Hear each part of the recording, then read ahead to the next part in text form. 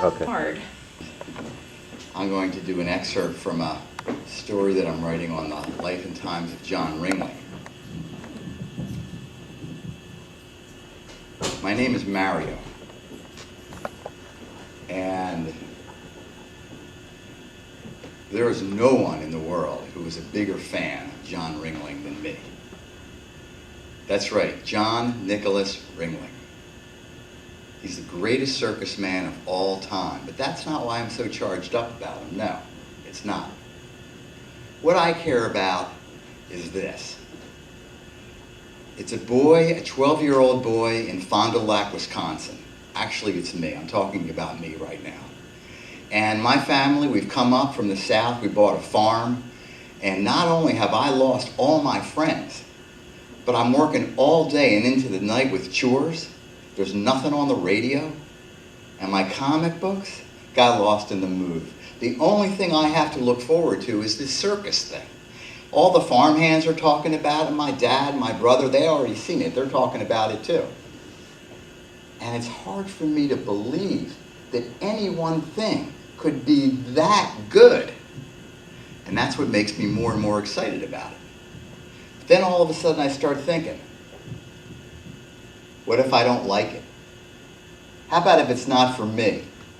But just like the day after tomorrow, it's coming. And one morning I hear it. Flyers getting hammered up. The next day I see they're digging up the ground to set the circus poles. And the day after that, I hear the sound of hundreds of men and horses and elephants dragging this tarp from the train station to the circus lot. And that day I walk right past that circus lot with my brother. I say, what's the big deal? I've seen filthy barns getting built before, and this looks just like it. Except maybe smellier.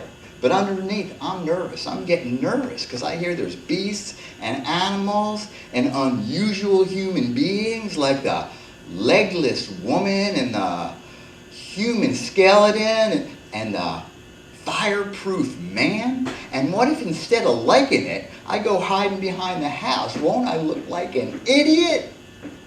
But my fears do not last, because the next day we go down to see the circus parade, and as soon as we get out on the road, I can feel that something is happening. I can see people, they're leaving their houses, they're walking real fast towards town. Shopkeepers are closing their doors, and there's a tension in the air, just like before a rainstorm. My daddy, he pulls into a shop to pick up some tobacco. I'm in the back of the pickup. In the distance, I can hear the music start playing. And I just can't stand it anymore. I get out of that truck and I start running into town by myself. And as I get closer, I realize my parents are going to kill me when they see that I'm gone. And dagnabbit. So I just keep on running. I figure I'll take my licking after the parade. When I get down there, weren't it the first thing I see but a giraffe with his head poking out the top of the cage. He's turning his head around and he's chewing on something, like his whole mouth is full of it, whatever he's chewing. And behind him comes a car on wheels with bars on the side, carrying a big, moving animal shapes. And some of them are making roars, and it stinks. And I get up real close, and an angry bear turns around and he roars at me. And now I am having fun. And I look around, I see all my school chums. They're all there with their families and their parents. I think, uh-oh, where are my parents? I better get out of here. I keep moving. I walk behind some camels, and coming up right down the street must be 30 elephants, each one hanging onto the one in front of them with the tail. Then, the rest of the animal cages come up. The gates are down. There are polar bears, there's lions, there's leopards, there's hyenas, and in one cage there's nothing but creepy crawlers. I look in there and there's bats and snakes and this rat, and it's slimy and it's long. I say to the man next to me, what is that? He says, son, that's an agouti.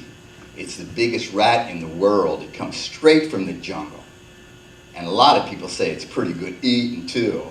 I can feel my lunch. It's going straight up into my throat. Luckily, I'm able to hang on to my stomach. And just at that moment, I see across the street, it's my family. Looks like my dad. He's looking around for me. Quickly, I walk behind a zebra, and I just keep on going, keeping pace with that zebra until my family's out of view. Once I get out of view, I look down and I see hundreds of horses. And on every horse is a musician with some kind of brass instrument, a trumpet or a tuba, and they're playing John Philip Sousa tunes, and it's beautiful. And behind that comes more musicians. They're sitting on these wagons, painted bright colors. Every spoke and every wheel is painted a different color, and they're playing some kind of jaunty western tune. And everybody's smiling, and I know I'm smiling too, because that, I think, memory-wise, that was the best moment of my whole life. And I watched that thing go out of view, and behind me comes rumbling up something else. It's the last float of the parade, and standing on top of that float in plain view is a tall red-haired woman in cowboy gear. She's waving like she's waving goodbye. She's wearing all colors. She's dressed up like the American flag, and protruding from underneath her skirt are the longest and shapeliest legs that I have ever seen, disappearing into these red boots. Her face, it was amazing. Her lips were bright red, her cheeks were pink, and her eyes were sparkly blue. I must have gasped in astonishment as she looked my way. She saw I was just a kid. She just shot me a friendly smile, like sort of a sisterly smile. It shivered my whole body. Then it moved on, and I was standing there amazed.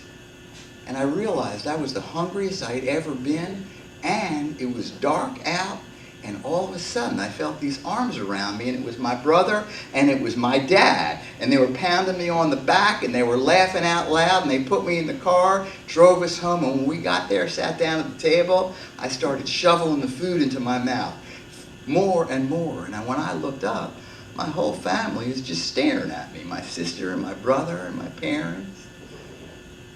And I say to him, I say, "Hey, what's in this stew? It's so good." My brother says, "Dad, you want to tell him?" Dad says, "No, you tell him." He says, "Mario, I'm glad you like it because we picked it up at the circus today. It's called agouti. It came straight out of the jungle." They saw my face. They burst out laughing. I say, and I realized they had been following me around all day, watching me watch the circus. And I said, "No, really, agouti." They started laughing again. But still, when I went to sleep that night, the only thing I think about was that red-haired woman. But what was her name? It must have been Shirley. I know. It must have been Shirley.